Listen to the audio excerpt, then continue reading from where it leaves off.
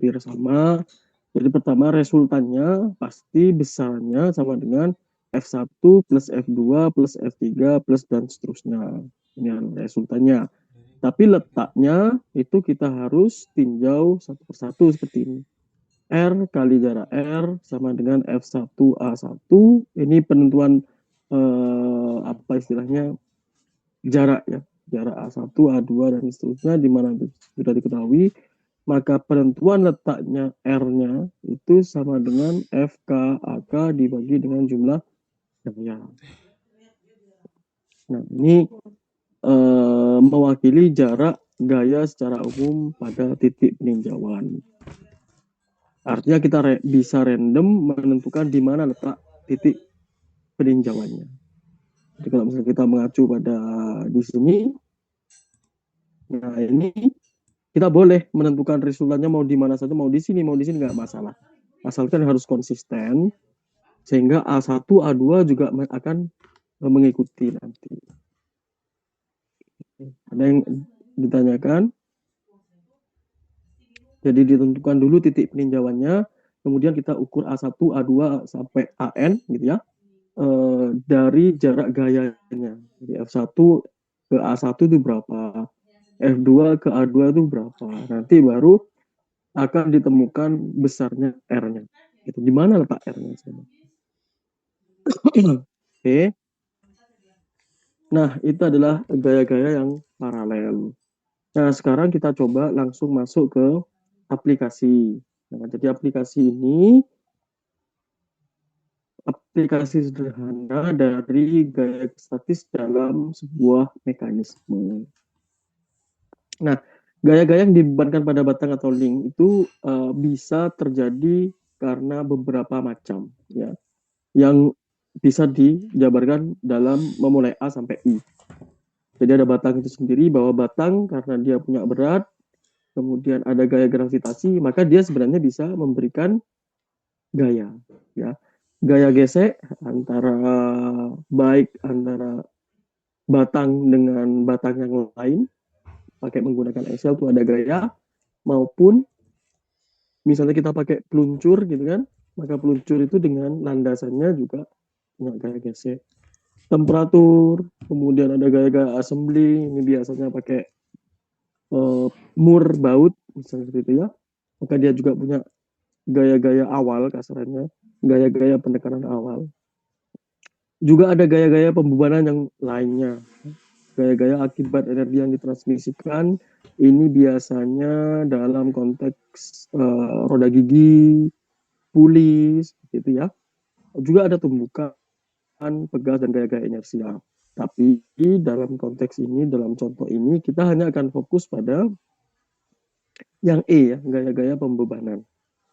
Gaya gesek sama gaya inersia akan dibahas di bab selanjutnya. Oke. Jadi gaya statis sudah dijabarkan. Gaya itu apa, statis itu apa, itu juga sudah dijabarkan. Kemudian, nah ini ada sebuah konsep bahwa gaya statis dan gaya dinamis itu hanya berbeda di domain waktunya saja. Kalau statis, maka dia F1 sama dengan F2, maka dia akan konstan, seterusnya seperti itu. Kemudian kalau dinamis, dia akan berubah seiring dengan perubahan waktu. Bisa naik, bisa turun, bisa naik lagi, bisa turun. Kalau digabungkan ada macam-macam. Ada beban siklus. Kalau beban siklus dia naik, dia turun. Turunnya ada yang ke nol, ada yang sampai minus, kompresif gitu ya. Nah, itu gaya-gaya dinamis. Oke. Kemudian, ini tidak saya jabarkan karena saya kira teman-teman sudah belajar gitu ya. Nah, selanjutnya ada konsep gaya statis komponen. Jadi pertama adalah gaya pena. Pena ini lebih simpelnya bisa dikatakan seperti pin gitu ya. Pin kalau misalnya ada dua buah batang yang berhubungan, maka dia pasti dihubungkan dengan pin. Kalau batangnya punya gaya, batang yang satunya juga punya gaya, maka di pin otomatis sebenarnya punya gaya. Konsepnya seperti itu. Ya. Sehingga kalau misalnya kita punya pin seperti ini, maka kita bisa berasumsi bahwa di pin ini gayanya adalah tegak lurus dengan batang dan juga sejajar dengan batang. Oke, ini juga saya tidak jabarkan. Nah, yang selanjutnya, yang sebelumnya adalah pena, yang selanjutnya adalah gaya batang luncur atau peluncur atau slider. Jadi kalau misalnya saya punya sebuah batang, kemudian batang ini menerima sebuah gaya P, maka dia akan mendapatkan gaya reaksi berupa gaya normal. Kalau misalnya P itu tidak tegak lurus, dia membentuk sebuah sudut, maka dia akan kita akan tarik garis seperti ini, maka P itu penyelesaiannya harus menggunakan apa? Harus menggunakan konsep Trigonometri, Pak. trigonometri. Ada normal atau dihubungkan ke, jadi hubungkan ke sini dulu, kemudian dihubungkan ke sini dulu, maka kita akan mendapatkan nilai ini, kita juga akan mendapatkan nilai ini, maka dari dua nilai ini kita akan tahu resultannya berapa. Ya, saya lanjutkan.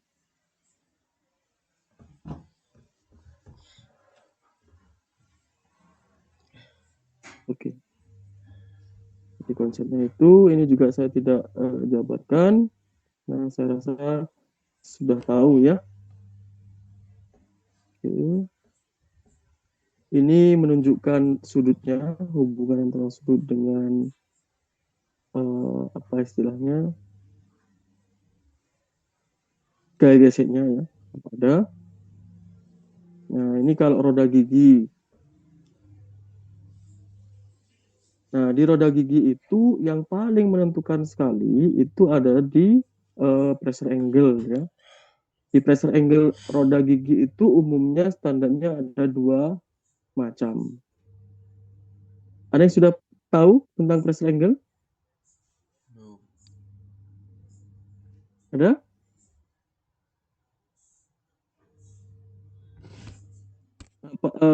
Sudah ngambil apa istilahnya? Elemen mesin?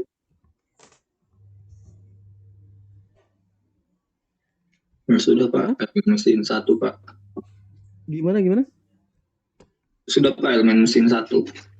Elemen mesin 1 itu tentang Belum poros. sampai roda gigi, Pak. Oke.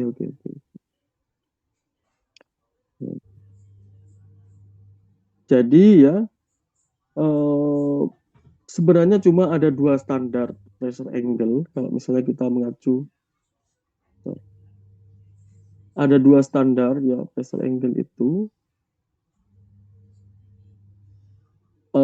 Kalau tidak 20 derajat, 14,5 derajat. Ini yang standar ya. Memang ada beberapa tambahan kalau misalnya kita bikin rack and pinion, maksudnya yang tegak lurus seperti itu ada yang bisa sampai 10 derajat. Tapi kita hanya mengacu pada dua standar yang ada saja, yaitu sudut tekan ini kalau tidak 14,5 derajat, maka dia 20 derajat. Seperti itu ya. Nah, pressure angle inilah yang akan menentukan berapa besarnya gaya yang diberikan ke roda gigi. Jadi, nah ini ya. Jadi di sini pasti dia membentuk sudut. Gaya resultannya pasti membentuk sudut. Ada yang digerakkan, ada yang menggerakkan. Jadi kalau misalnya di sini kita asumsikan bahwa A itu menggerakkan misalnya ya, kemudian yang B itu digerakkan, maka kalau misalnya dia bergerak ke sini, bergerak searah dengan jarum jam, maka akan ada resultan gaya yang memberikan reaksi ke arah sebaliknya. Seperti kalau kita tarik, kalau kita tarik seperti ini, maka dia sebenarnya akan memberikan gaya perlawanan. Maka itulah resultan gayanya. Kemudian di sini kita juga punya pressure angle-nya, sudutnya. Kalau misalnya sudah seperti ini, maka konsepnya hampir sama dengan peluncur. Cuma kalau di peluncur, dia hanya fokus pada peluncurnya saja. Tapi kalau roda gigi, maka gayanya itu bekerja pada roda gigi yang menggerakkan, juga pada roda gigi yang digerakkan. Paham ya? Dua-duanya akan memberikan sebuah gaya resultan yang sama. Kenapa? Karena pressure angle-nya sama. Gitu. Pasti sama. Nggak mungkin di sini pressure angle-nya 14,5, di sini pressure angle-nya 20, maka dia tidak akan bisa jalan, tapi rawan untuk terkikis gitu ya. Karena dia bentuk giginya pasti berbeda. Oke ya, itu konsepnya. Jadi kalau peluncur itu hanya satu, kita tentukan gayanya, tapi di roda gigi itu ada dua. Ada dua, dan sudut-sudutnya, penentuan gayanya, itu mengacu pada ini lagi. Konsep ini lagi.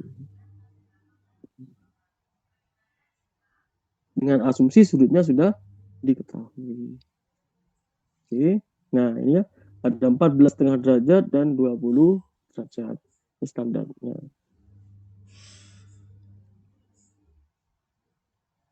Oke, nah sebelum saya lanjutkan untuk mereview yang subbab 2.4, maka ini sebenarnya kita sudah mau menyelesaikan bagaimana sebuah mekanisme itu bergerak, ya, atau menerima gaya. Ya. Nah, ada nggak software untuk menyelesaikan ini? Gitu ya. Jadi mungkin di SolidWorks atau Autodesk Inventor, kalau teman-teman tahu, di sana ada namanya dynamic analysis. Maka dynamic analysis itu hanya fokus pada kira-kira bergerak nggak nih mekanisme yang saya rancang ini. Kalau tak kasih gaya seperti ini, dia berputarnya bagaimana? Jadi ada softwarenya ya, kalau misalnya teman-teman mau belajar, itu bisa Autodesk Inventor, bisa SolidWorks. Kalau misalnya teman-teman pakai yang student version pun, itu sudah cukup. Gitu. Tidak perlu membeli maksudnya ya. Jadi ada student version untuk Autodesk Inventor. Nah, di sana sudah ada dynamic analisisnya bagaimana, penyelesaian untuk mekanisme itu bagaimana, sudah ada. Itu softwarenya. Yang kedua, sebenarnya dalam penyelesaian analisa gaya statis dalam sebuah mekanisme itu umumnya ada dua. Ya. Jadi penyelesaian ini itu ada dua. Ada metode analitis, ya. Benar.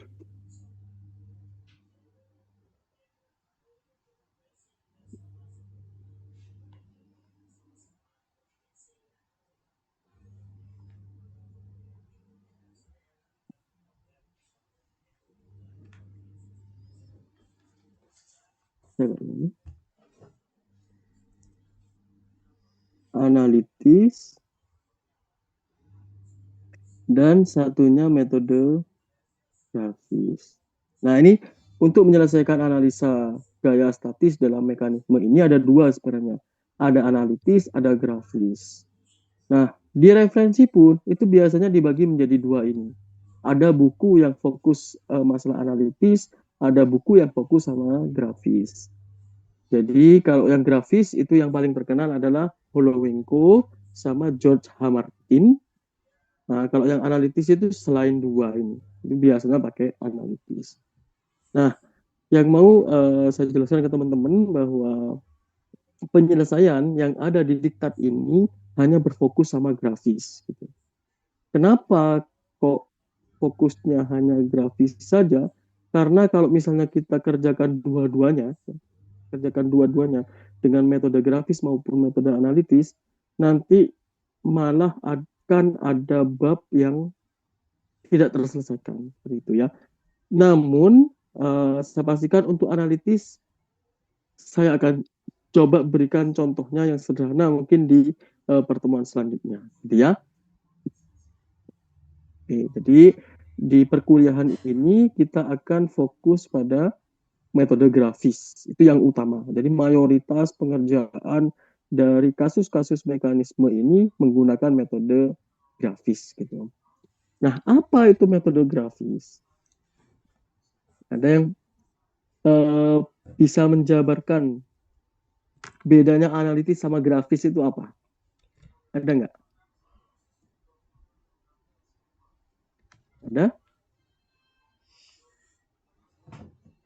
Ada atau tidak? Ihsan mungkin? Apa bedanya analitis sama grafis? Kalau menurut saya Pak, kalau grafis itu lebih ke menggunakan cara menggambarnya gitu Pak. Jadi arah-arah gayanya yang digambar terus dicari ininya penyelesaiannya.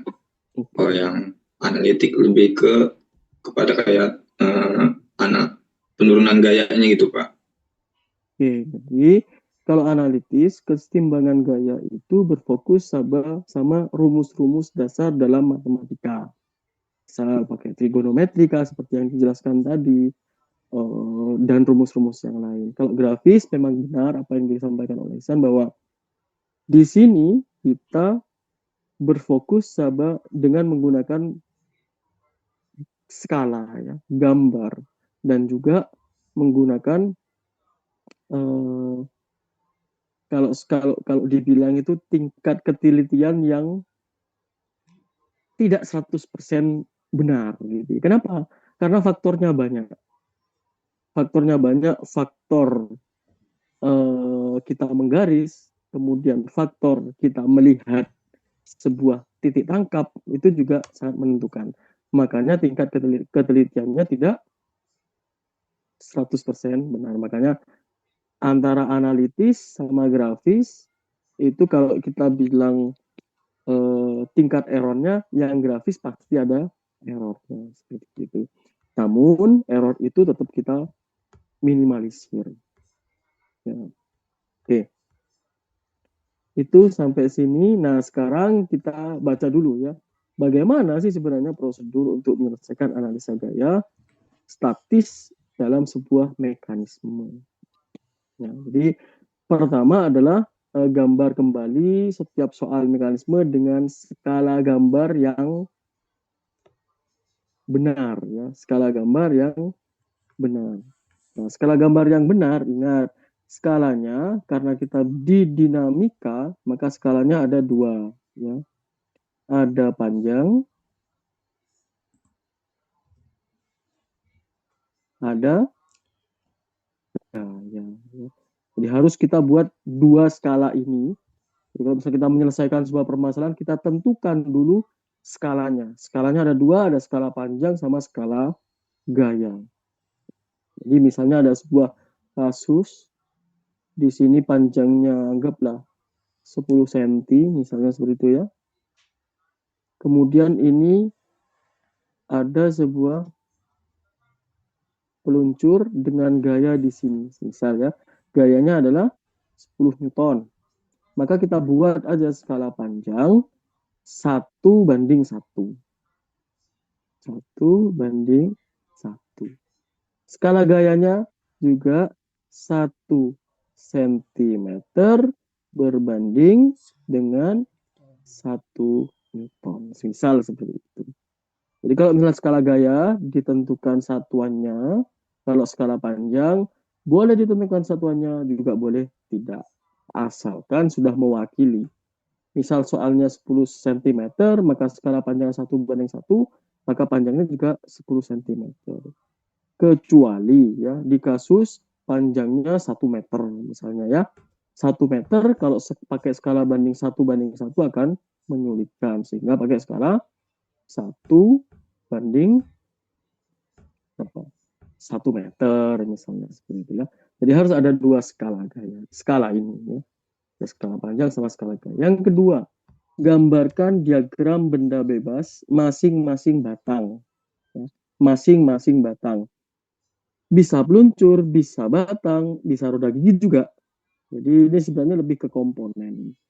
Nah, kemudian yang ketiga, carilah batang yang sifatnya sebagai batang penerus atau pemindah gaya aksial. Nah, ini sudah dijelaskan di sebab-sebab sebelumnya yang 3 gaya paralel, kemudian ada 3 gaya tak sejajar dan lain-lainnya itu. Kemudian kita lanjutkan. Selanjutnya perlihatkan perkiraan arah-arah vektor gaya pada sambungan-sambungan setiap batang dan gaya beban yang sudah diketahui. Nah, ini mulai dikerjakan. Hitunglah jumlah variabel vektor gaya yang belum tahu atau yang dicari untuk setiap batang, termasuk gaya beban yang dikenakan kepada setiap batang. Ingat ya, kalau saya punya batang, kemudian saya punya gaya aksi ke arah A, misalnya ya, kemudian batang ini hanya bekerja satu gaya ini, maka otomatis kita harus juga menggambarkan gaya yang berlawanan. Misal ya, nanti ada contohnya. Kemudian yang keenam, pilih batang yang mempunyai jumlah variabel vektor gaya yang belum diketahui, yaitu 2 buah. Biasanya adalah besar magnitud atau skalar dari gaya-gaya batang. Nah, untuk mengawali analisa grafis sehingga menghasilkan lukisan keseimbangan gaya atau poligon gaya yang membentuk segi banyak, yaitu berupa vektor tertutup. Jadi kalau kita bicara masalah mekanisme itu yang gerakannya kontinu itu biasanya akan membentuk poligon tertutup. Poligon tertutup itu apa? Kalau kita terapkan gaya-gaya pada batang semuanya, maka resultan gayanya dari titik akhir sama titik awal itu harus sesuai. Gitu. Nah, bila setiap batang jumlah variabel vektor gaya lebih dari 2 buah, maka bisa menggabungkan 2 batang atau lebih. Jadi, kenapa? Jadi gampangnya gini. Satu batang itu belum tentu kita bisa menyelesaikan. Kalau tidak ada gaya yang bekerja. Maka mau nggak mau kita harus mengambil di batang yang lain yang berhubungan dengan batang yang tidak bisa diselesaikan tadi. Konsepnya seperti itu. Bila urutan 7 tidak mungkin dilaksanakan, biasanya untuk setiap batang, salah satu arah vektor gaya yang belum diketahui atau dicari, diuraikan menjadi komponen tangensial dan komponen normal. Konsep ini itu sama dengan konsep yang ada di roda gigi maupun yang ada di peluncur. Dengan gaya yang tidak tegak lurus dengan peluncur itu sendiri. Dan yang terakhir, gunakan keseimbangan rotasi untuk mencari komponen tangensial dari urutan 8. Nah, konsepnya seperti itu. Oke, ada yang ditanyakan sampai sini? Ada? Nah, kita bahas di kasus ini.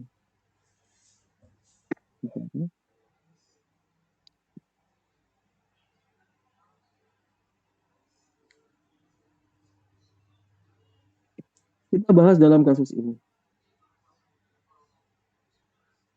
Nah, sekarang kita coba keaktifannya teman-teman ya. Pertama, kita mempunyai mekanisme yang seperti ini. Nah, ini mekanismenya. Di sini ada P, gaya P bekerja pada peluncur. Kemudian di sini ada batang 2 dan batang 3. Kemudian di sini ada titik O2 yang menunjukkan O itu menunjukkan roll. Kemudian ada titik A yang menghubungkan batang 2 dan batang 3 dan titik B yang menghubungkan batang 3 dan peluncur 4. Nah, kita gambarkan semua bahwa roll atau tumpuan itu kita namakan 1 dan peluncur ini dinomorkan menjadi 4. Oke, pertanyaan saya. Kira-kira ini mekanisme ini kalau dalam kehidupan nyata itu sama dengan mekanismenya apa? Ada yang mau jawab? Gimana? Piston bukan, Pak? Piston ya. Jadi ini konsepnya hampir sama dengan bukan hampir sama. Ini adalah konsepnya piston. Ya. Konsepnya piston yang bergerak sejauh sudut ini. Gitu, ya. Nah, dari sini bagaimana menyelesaikan permasalahan mekanisme ini atau piston ini, mekanisme piston ini? Maka step pertama kita harus pecah, ya. Kita harus pecah mekanisme ini menjadi sesuai dengan jumlah batangnya. Ada batang 2, ada batang 3, ada peluncur 4. Maka kita pecah tiga-tiganya ini. Kita pecah yang batang 2. Ya. Nah, batang 2 nanti dia akan ke sini. Di B ini. Batang 3 dia ke sini. Dan peluncur 4 dia ke sini. Nah, kemudian kita analisa, ya. Kita analisa kira-kira di sini gaya-gaya yang bekerja pada batang maupun peluncur itu bagaimana. Nah, step pertama adalah di sini ada O2, titiknya roll dan batang 2. Di sini ada A yang menghubungkan antara batang 2 dan batang 3. Kemudian di sini ada F12. Ada F12. Jadi untuk sementara kita tidak beri arah karena kita belum tahu arahnya kemana. Tapi di sini adalah F12. Kemudian di sini ada F32. Ada yang tahu kenapa kok penamaannya 12, kemudian 32, gitu kan? Ada nggak? Kenapa kok nggak F21? Kenapa kok nggak F23?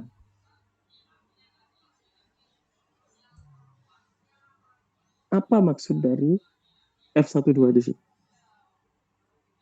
Ada yang mau membantu?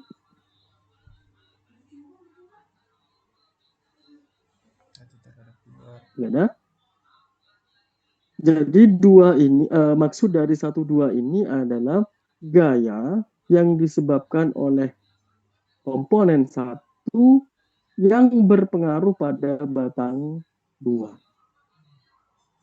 Itu kenapa kalau tuliskan F32, F12. Ya. Kemudian di sini ada tambahan. Kalau misalnya dia memiliki roll, kemudian di sini ada analisa gaya, maka untuk penyeimbang gaya P, kita harus memberikan T2. Apa itu T2? Ada yang mau bantu jawab? Dia melengkung dan dinamakan T2. Torsi. Apa itu T2? Torsi, ya. Jadi T2 ini menunjukkan torsi yang bekerja di batang 2. Ini kita harus kasih, ya. Harus kasih. Kenapa? Sebagai penyeimbang gaya P nanti. Oke.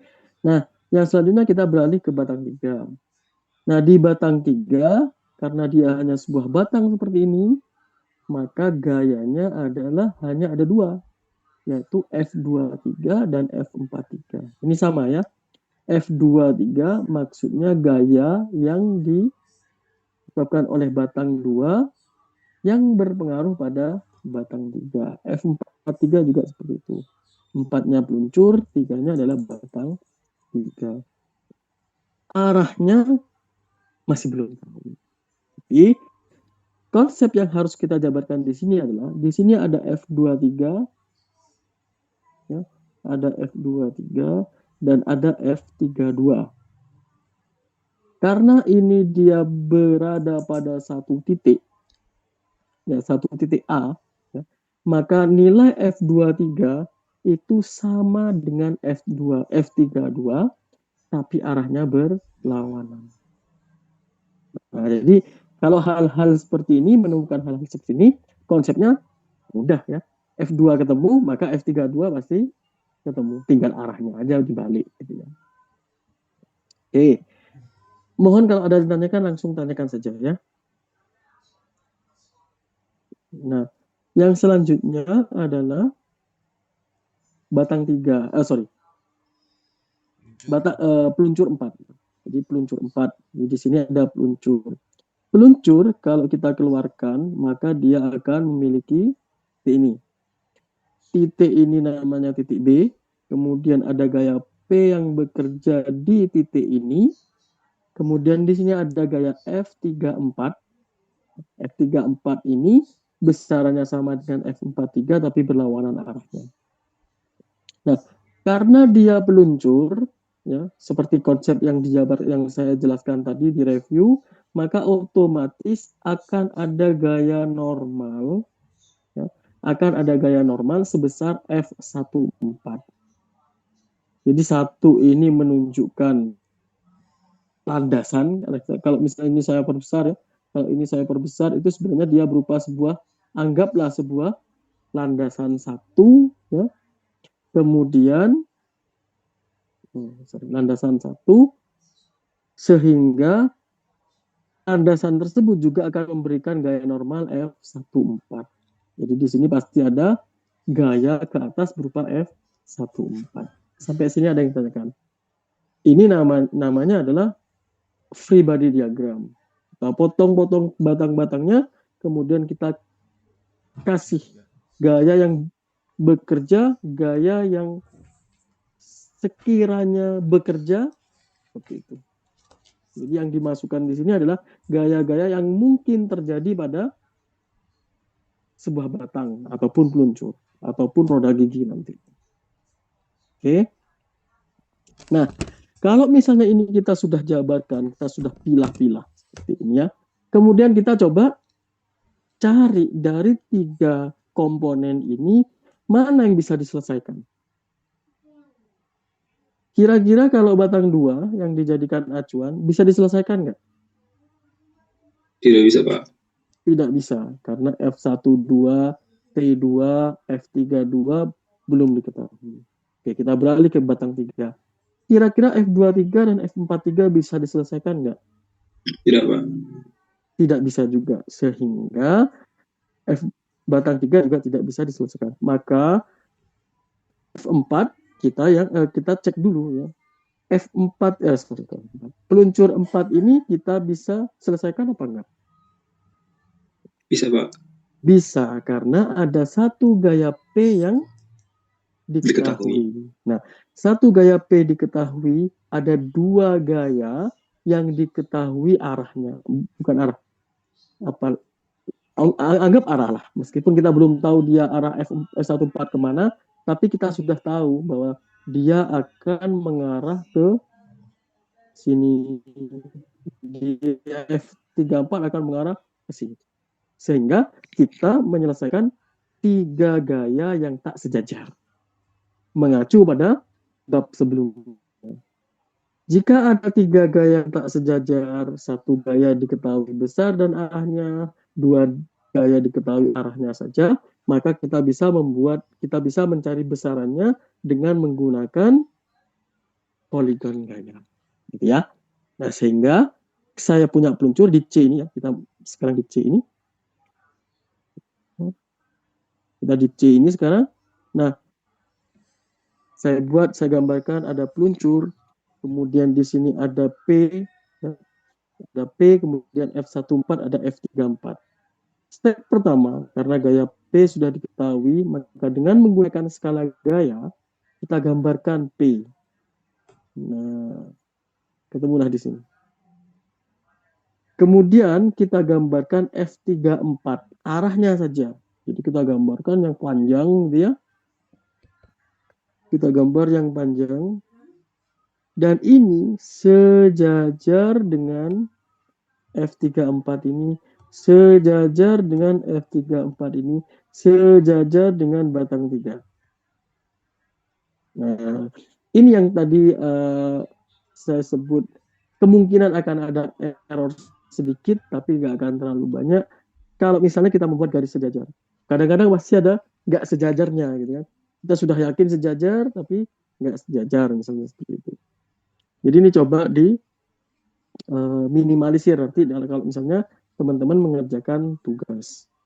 Jadi kita gambarkan arah F34 sepanjang mungkin. Yang kedua kita gambarkan F14 juga. Kita gambarkan F14 ini juga. sepanjang mungkin. Sehingga dari F34 dan F14 akan ditemukan titik pertemuan ini.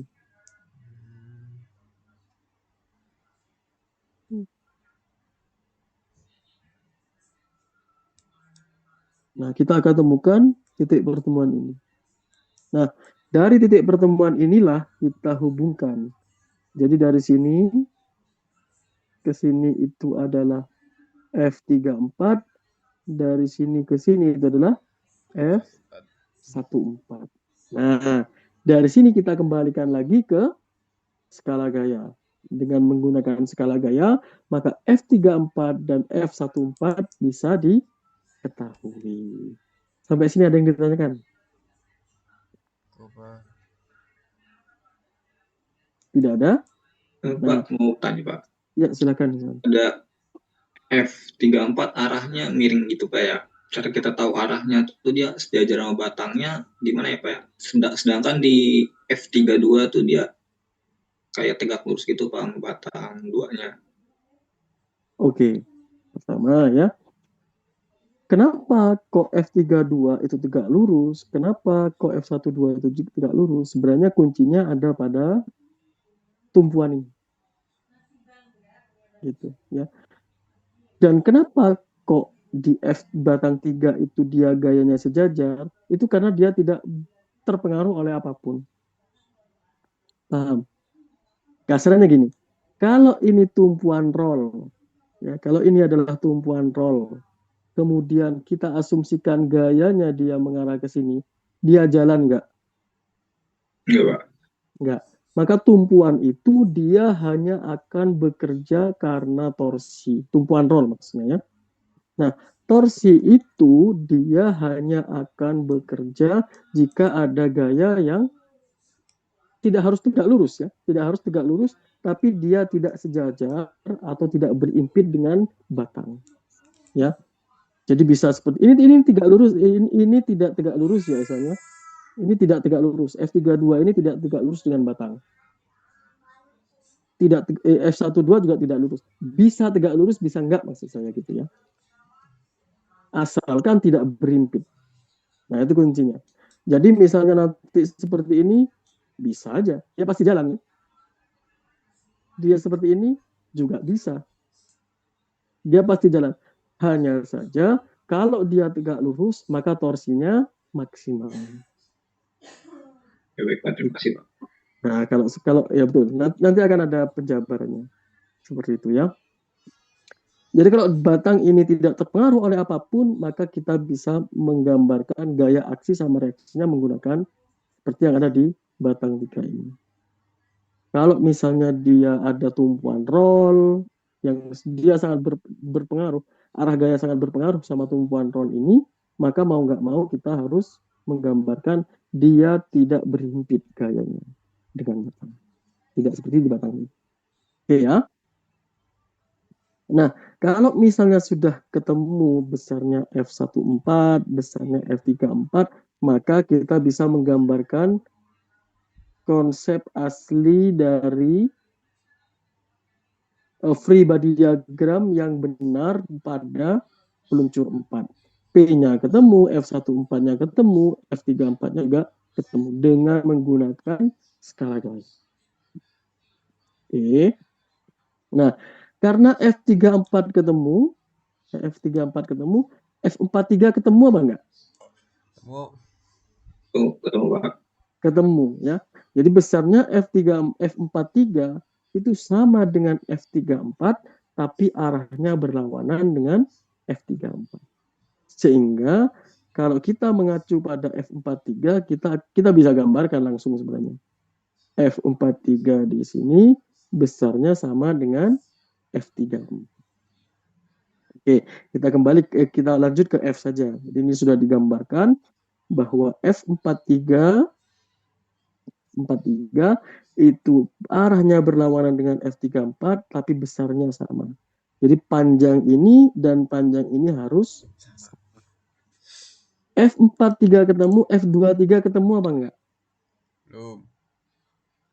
Ketemu. Nah, kenapa? Karena dia F43 itu berhimpit pada sebuah batang, sehingga F23 akan memberikan gaya reaksi dari F43. Sehingga kalau misalnya kita gambarkan poligon gayanya kita akan mendapatkan F43 dan F23 di sini. Itu poligon gayanya. Nah, hapus ya. Selanjutnya,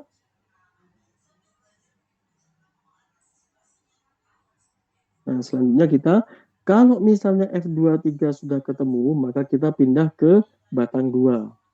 Karena F32 itu sama dengan negatif F23. Sehingga kita bisa gambarkan, kalau misalnya F23-nya mengarah ke sini, maka F32-nya akan mengarah ke sana. Ya, akan mengarah ke sana. Tinggal kita gambarkan panjangnya sama dengan F23, kemudian sama dengan F43. Sehingga kita akan mendapatkan di sini. Nah, F12, nah ini konsepnya adalah gaya-gaya sejajar tapi tidak berhimpit. Nah, itu ada yang di subbab setelah yang bab paralel, ada bab sebelumnya. Sehingga kalau F12 ini sejajar dengan F32, maka kita harus tarik garis lurus. Kita juga tarik garis lurus di sini. Maka kemudian kita buat garis yang tegak lurus. Ini yang saya bilang tadi Kisan, ya, bisa tegak lurus, bisa enggak. Ini tidak tegak lurus dengan batang 2. Tapi untuk mencarinya, kita harus menggunakan garis yang tegak lurus ini. Gitu ya. Nah, sehingga dengan menggunakan konsep tegak lurus sama tidak tegak lurus, maka di sini kita akan menemukan bahwa F32 itu ternyata sama dengan F12. Jadi kalau misalnya saya punya garis ini, saya punya garis ini, maka dengan menggunakan keseimbangan momen, karena di sini tidak ada efek inersia pada batang, maka otomatis titiknya itu pasti di tengah. Titiknya pasti titiknya itu pasti di tengah.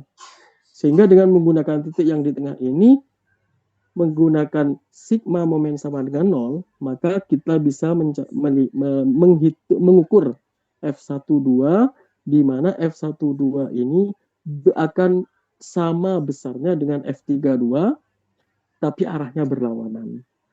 Jadi F12 akan ke sana, dan F32 akan ke atas. Oke ya. Dan yang terakhir, untuk menghitung torsinya, nanti kita menggunakan besarnya F32 ini, kemudian di sini ada titiknya, ya. Di sini ada titiknya, kemudian di sini ada F32, maka kita tarik garis yang tegak lurus. Sudah ketemu ini ya. Kita tarik garis lurus, di sini ada H, maka besarnya T2 itu adalah H dikalikan dengan F32. Maka torsinya pasti ketemu. Itu ya. Ada tambahan lagi, karena H dulu ya. Torsinya sudah ketemu, di F21 juga ketemu, kemudian F41 juga otomatis ketemu. Besarnya sama dengan F14 tapi berlawanan. Sehingga poligon gaya pada sebuah mekanisme itu bisa digambarkan seperti ini. Nah, kalau sudah tertutup, maka mekanisme ini bisa dianggap akan berjalan. Nah, kalau tidak tertutup, tidak ketemu, misalnya gitu, kayaknya ada yang salah di mekanisme itu. Makanya di software yang saya ceritakan tadi, Inventor ataupun SolidWorks, namanya dynamic analysis. Dia hanya fokus sama bergerak apa enggak. Jadi kalau misalnya dia tidak tertutup, poligon gayanya ini tidak tertutup ya. Kalau poligon gayanya tidak tertutup, ada kemungkinan satu komponen itu tidak bergerak dengan normal. gitu ya. Kalau sudah tertutup seperti ini, maka bisa dipastikan model ini dia akan bergerak, berputar. Kalau misalnya ada tumpuan roll ya, misalnya ada tumpuan roll di sini, maka P ini dia akan bergerak secara kontinu, maksudnya kontinu. Oke, sampai sini ada yang ditanyakan? Ada? Kalau tidak ada, saya lanjutkan ya.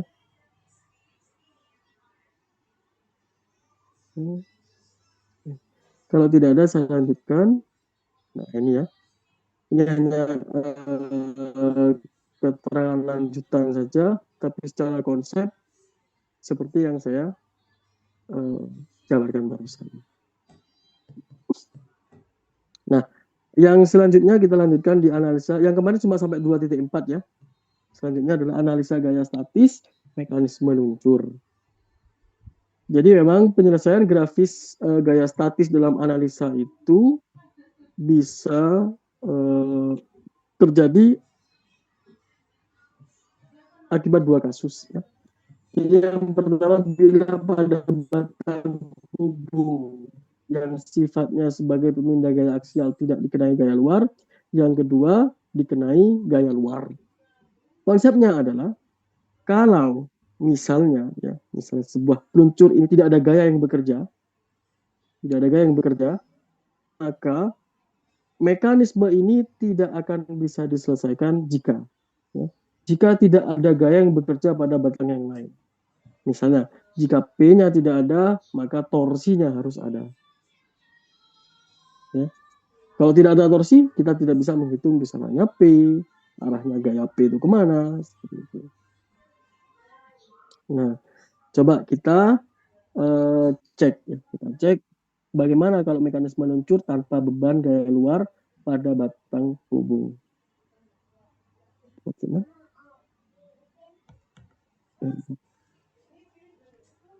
Nah, ini di gambar 2.6a ini ya, piston ya, sudah digambar dengan menggunakan skala gambar 1/10 sehingga kita tahu O2 ke A itu 20 cm, batang 2, batang 3 itu adalah 60 cm, kemudian sudut Q2 di sini 60 derajat. Ini theta ya. Ini sudutnya adalah 60 derajat.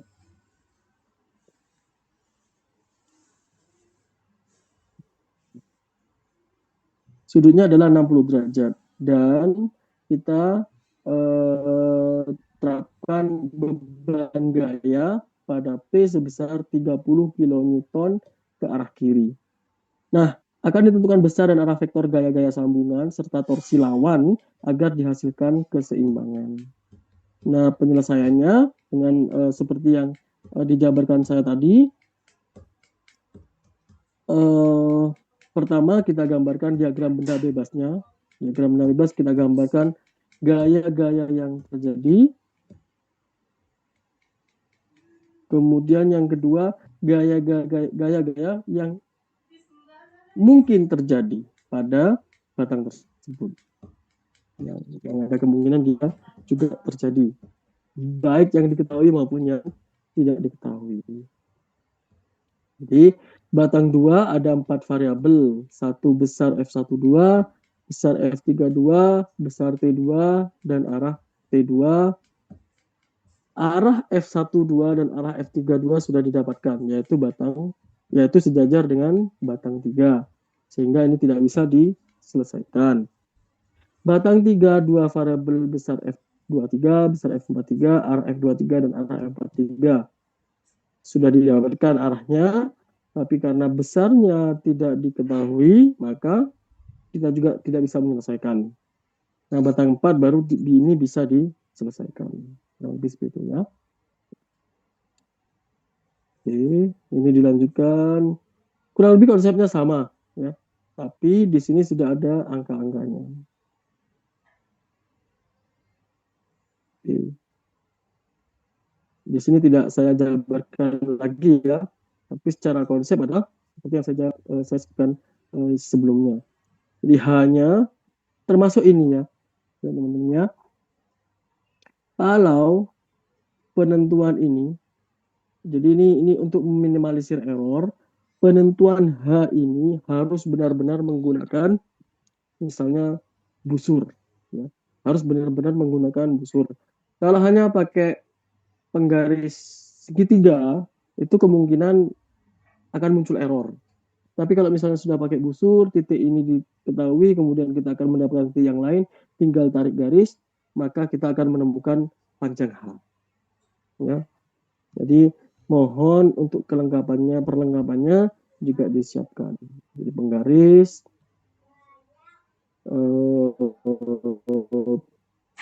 busur, dan penggaris segitiga, misalnya itu juga tidak masalah.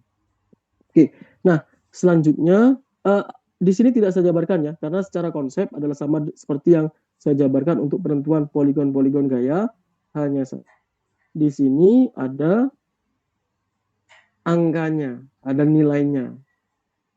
Seperti itu. Nah, yang kedua adalah mekanisme luncur dengan gaya luar.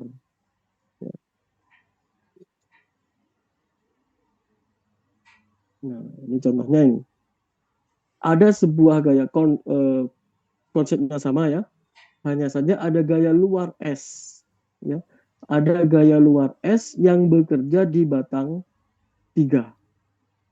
Ada gaya S yang bekerja di batang 3. Coba kita analisa di sini saja.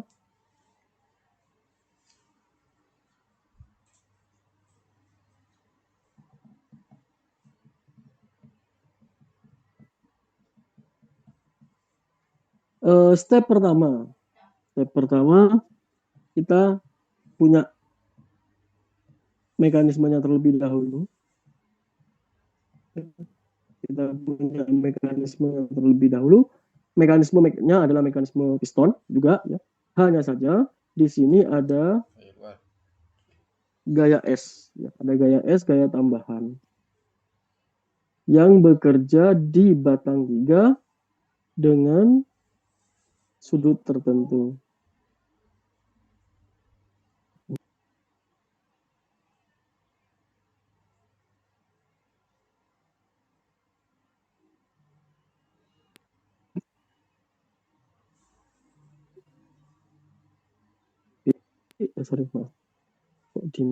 Oke, jadi konsepnya adalah seperti ini. Ada sebuah gaya yang bekerja kemudian dengan sudut tertentu. Ya, di sini ada theta. Maka step pertama sama konsepnya, kita kasih free body diagram. Ya, kita buat free body diagram karena di sini ada 3 batang 2, batang 3 dan peluncur 4. Maka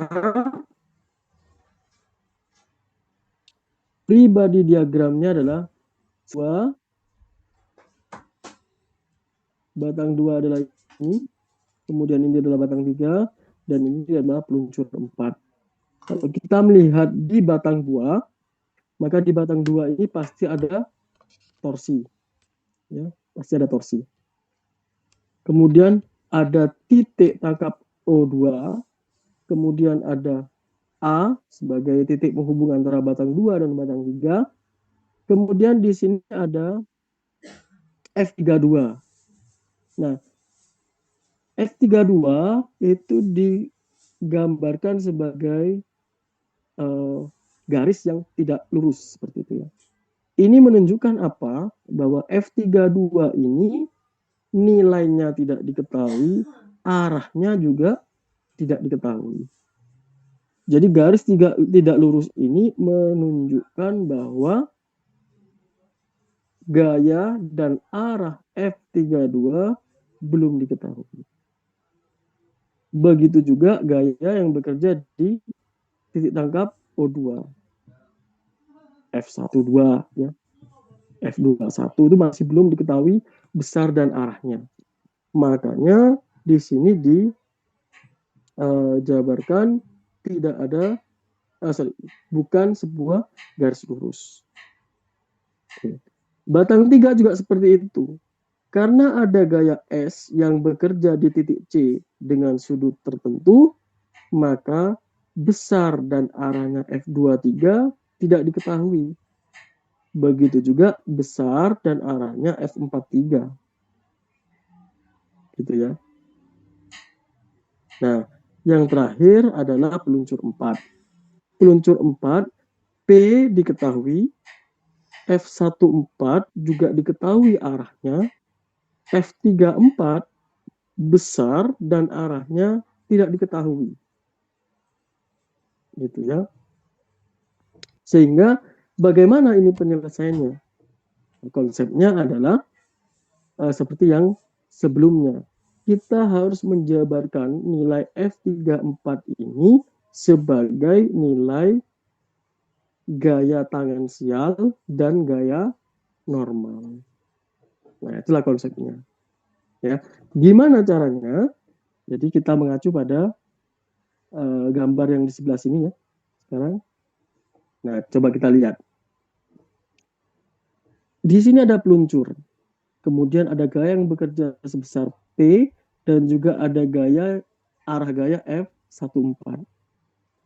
F34 kita F34 di sini kita harus menjabarkannya ke dalam bentuk normal dan tangensial. Caranya bagaimana? Arah gaya normal F34 itu sejajar dengan batang 3. Sedangkan gaya tangensial F34 itu tegak lurus dengan batang 3. Jadi gampang. F34 normalnya itu sejajar dengan batang 3. Kita gambarkan saja ya. Maka di sini dia sejajar dengan batang 3. F34 tangensial juga tegak lurus. Kalau misalnya kita buat seperti ini. Sehingga peluncur 4 sekarang kita mendapatkan ada 4 gaya tak sejajar.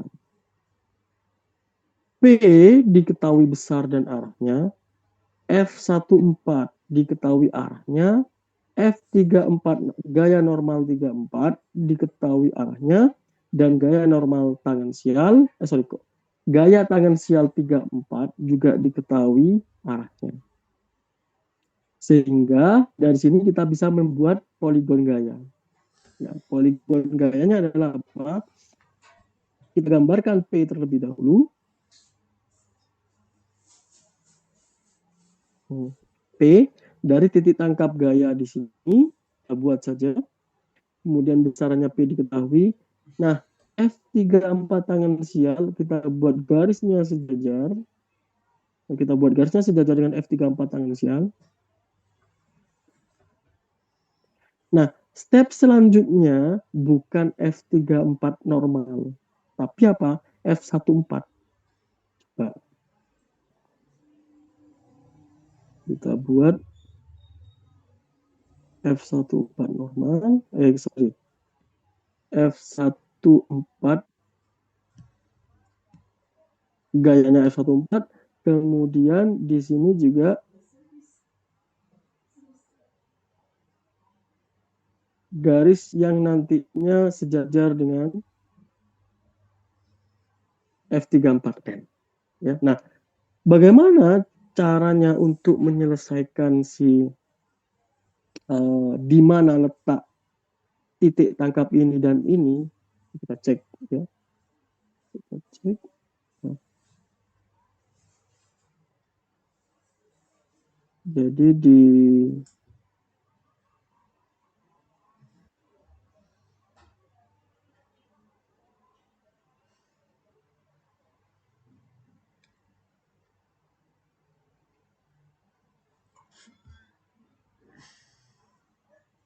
nah, jadi kita cek berapa besarnya F43 tangensial itu menggunakan rumus yang ada di sini.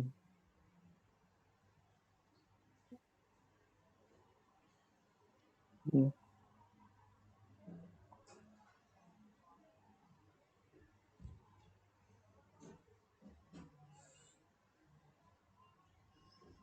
Nah, itu.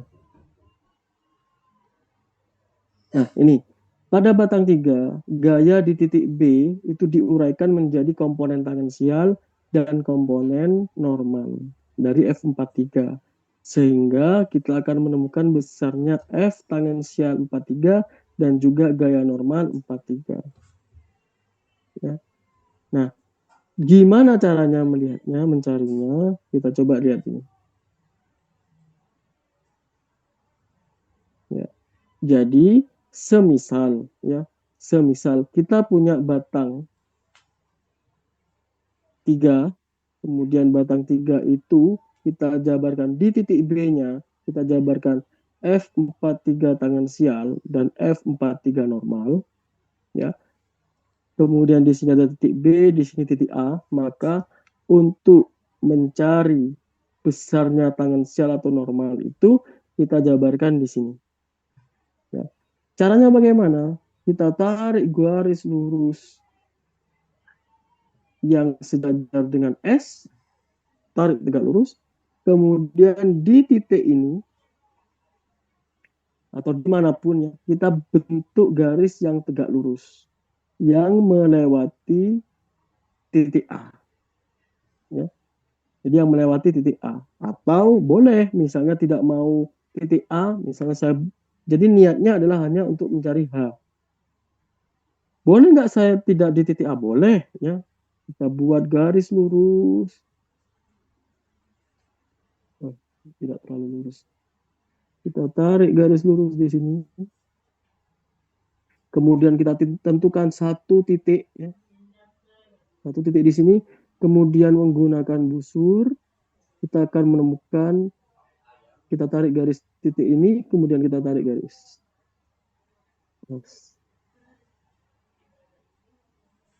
Maka di sini akan ditemukan garis tegak lurus sama ya.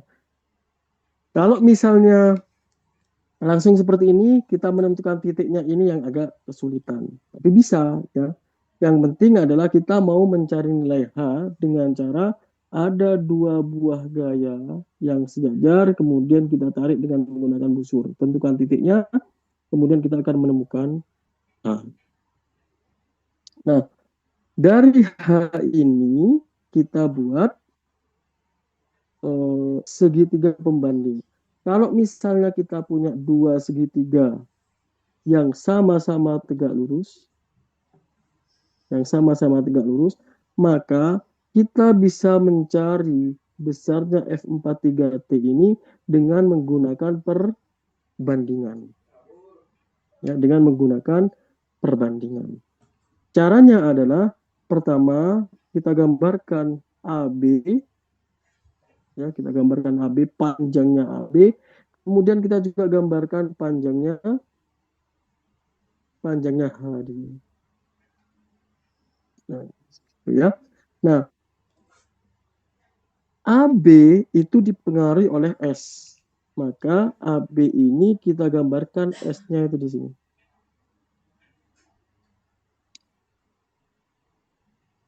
Gambarkan S-nya itu di sini. Sehingga kalau kita tarik garis dari titik A ke titik ini dan kita dari titik H kita tarik garis lurus ke sini sampai dia bersinggungan dengan garis dari ini ke S ini, maka kita akan mengetahui jarak dari ini. Jarak dari ini itu menunjukkan besarnya F tangensial 43. Itu ya. Sehingga kalau kita mendapatkan F tangensial 43, maka kita masukkan nilai dari F tangensial 43 ini ke sini.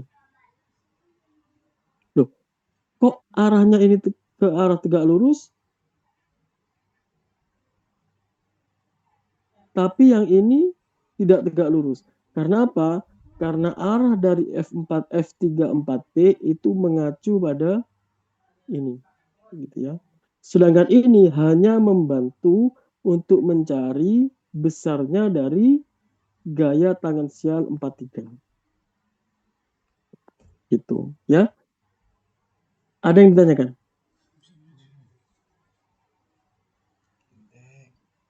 Sehingga kalau besarnya F tangen sial 34 sudah diketahui, maka kita bisa menemukan titik tangkap di sini. Nah, titik tangkap ini kita buat garis yang sejajar dengan F34N. Coba kita tarik garis. Kemudian kita tarik garis F14, maka kita akan menemukan titiknya di sini. Maka titik ini kita bisa gambarkan bahwa ini adalah F14 dan ini adalah FN34.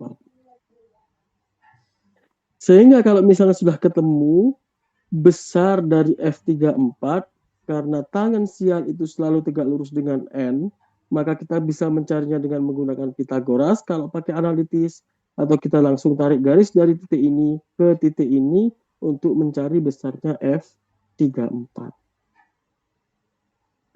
Ya, jadi sehingga di sini sudah ketemu F34 ketemu, kemudian F34N ketemu, F34T juga ketemu, F14 juga pasti ketemu.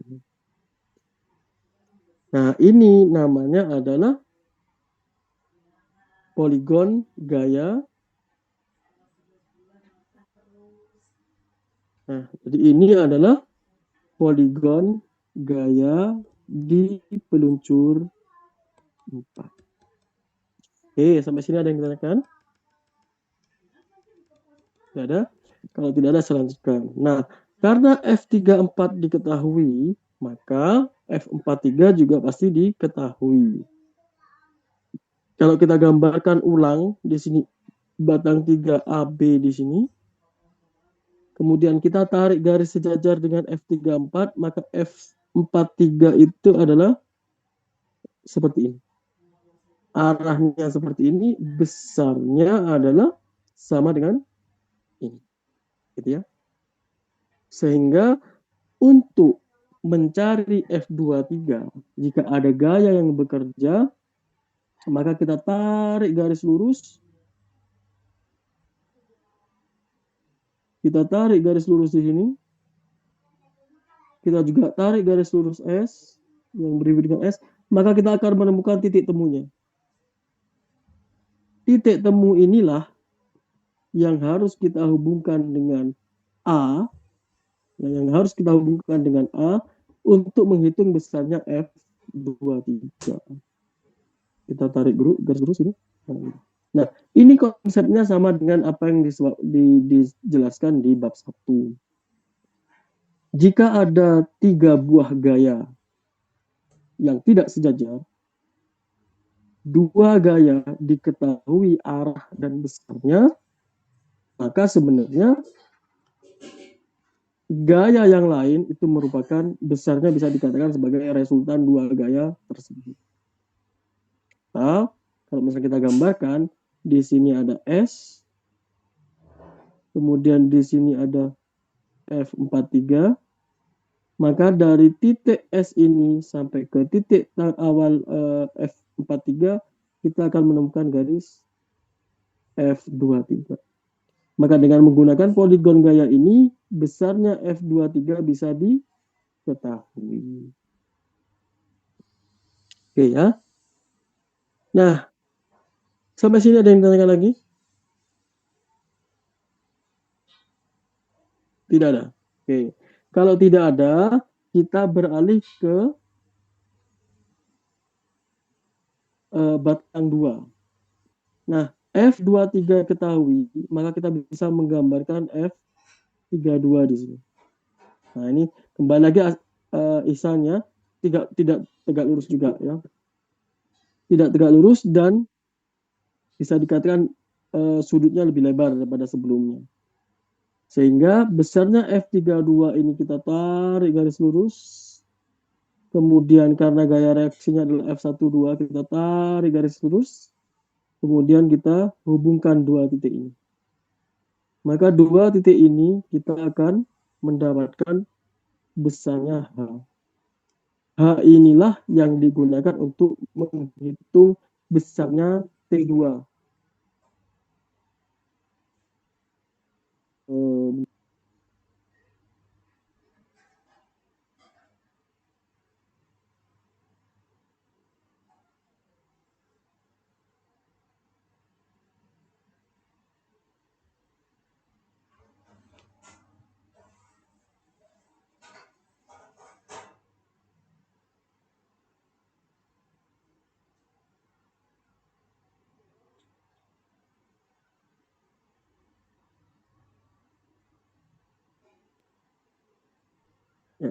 maaf. Oke ya. Sehingga besarnya T2 kita bisa tahu dengan mengalihkan F32 dengan H. Nah, sekarang kita gambarkan poligon gaya secara utuhnya. Jadi dari ini kita mendapatkan titik tangkap masing-masing gayanya, OF, kita gambarkan P di sini, kemudian di sini ada F14 sebagai gaya normal untuk peluncur 4. Kemudian di sini juga ada F34. Di F34 di batang 3 juga ada F43 ditambah dengan S. Kemudian ada F23 di sini. F23 itu sejajar dengan F12 dan arahnya juga sama dengan F12. Di sini juga ada F32. Jadi kalau misalnya kita melihat di model ini, maka sebenarnya dia merupakan poligon tertutup. Sehingga bisa dibilang dengan konsep ini, maka piston ini atau mekanisme ini bisa berjalan. Ada yang ditanyakan?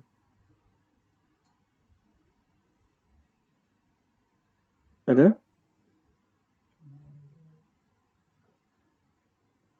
Ada? Tidak, Pak. Oke. Yes. Ini kalau tidak ada, saya lanjutkan. Nah, ini konsepnya sama ya. Hanya dia menggunakan nilai. Oke. Begini, jadi untuk pertemuan kali ini saya cukupkan sekian saja. Karena ini beda konteksnya, cuma nanti akan hari ini mungkin agak siang, nanti akan saya share tugasnya. Gitu ya Isanya. Tugasnya terkait dengan apa yang dijelaskan pada pagi hari ini. Nah, teman-teman, nanti untuk pengerjaannya, saya kalau misalnya pelaksanaannya itu di kelas, di offline, itu saya biasanya minta untuk dikerjakan di kertas folio yang besar. Karena apa? Karena itu memudahkan teman-teman dalam kayak menyejajarkan garis, kita membuat pribadi diagram, itu akan lebih mudah. Gitu. Daripada yang kertas A4. Hanya saja karena kita pelaksanaannya itu jarak jauh atau daring, saya membebaskan teman-teman mau pakai folio besar juga boleh, kemudian mau pakai kertas A4 boleh, semisal kurang Anda bisa menggunakan sistem tempel misalnya seperti itu, saya nggak masalah. Ya, jadi itu saja. Nanti agak siang saya akan kirimkan karena kebetulan sekarang juga ada rapat di jurusan, tapi konsep atau tugasnya nanti berhubungan dengan dua hal ini, ya. Oke, ada yang ditanyakan? Pak, untuk pengumpulannya bagaimana, Pak? Nah, pengumpulannya nanti silakan dikumpulkan menggunakan foto gitu ya, menggunakan foto, kemudian dikirim via WhatsApp. Mohon nama sama NIM juga diperjelas gitu ya, jadi biar lebih mudah untuk proses perekapan nilainya, gitu ya. Ada yang ditanyakan lagi, Isa? Atau teman-teman yang lain? Tidak ada. Oke. Cukup ya. Nah, kalau tidak ada, sebelum saya akhiri Sebelum saya akhiri,